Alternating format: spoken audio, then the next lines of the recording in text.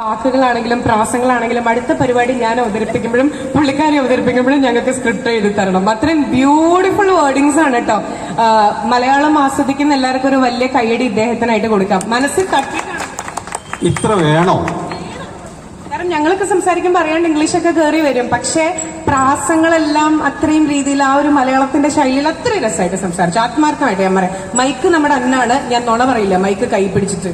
കാരണം നുണ പറഞ്ഞു കഴിഞ്ഞാൽ പിന്നെ ഫീൽഡ് ഔട്ട് ആവും. അല്ല, ആത്മാർത്ഥമായിട്ട് പറയുമ്പോ ആത്മാർത്ഥം ഇല്ലാതെ പറയാറുണ്ടോ? നമ്മൾ ജീവിക്കാൻ വേണ്ടിട്ട് കുറച്ച് കള്ളത്തരങ്ങളൊക്കെ നമ്മൾ പറയും. പക്ഷേ മൈക്ക് കൈ പിടിച്ചു കഴിഞ്ഞാൽ നുണ പറയാൻ പാടില്ല. സത്യമല്ലേ?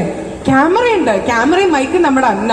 അല്ലാത്തപ്പോ സ്കൂളിലൊക്കെ നമ്മൾ മൈക്കും ക്യാമറയും നമ്മൾ കൊണ്ടുപോയില്ലല്ലോ. ജീവിക്കാൻ വേണ്ടി കുറച്ച് നുണ പറയാറുണ്ട്. അതെന്താ തൃശ്ശൂർക്കാർ അങ്ങനെയാ?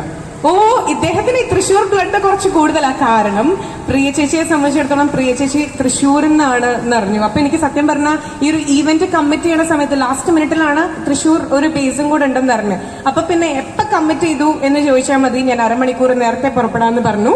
എന്നിട്ട് ഓൺ ടൈം തന്നെ എത്തി. അല്ലേ? മാത്രം